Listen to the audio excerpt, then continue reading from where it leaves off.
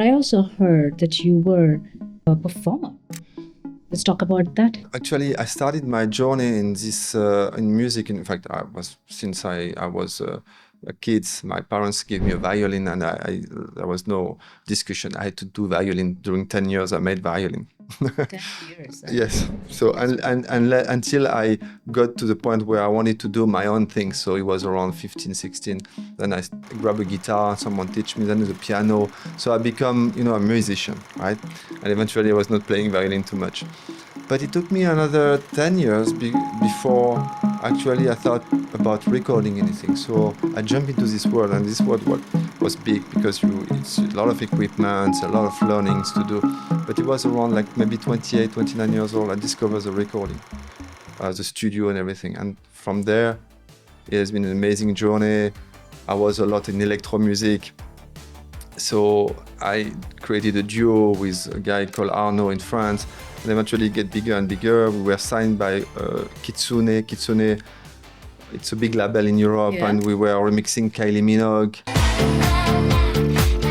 Wow. We met Daft Punk.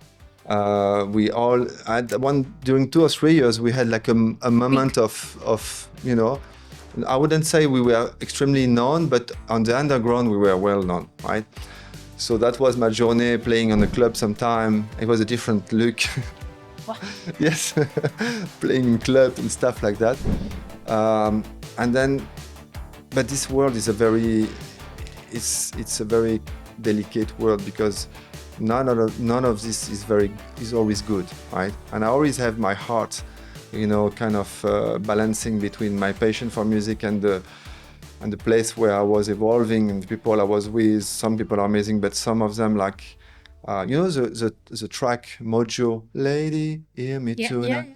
Cause my feeling is just so right. I work with this guy. He's Jan Destal.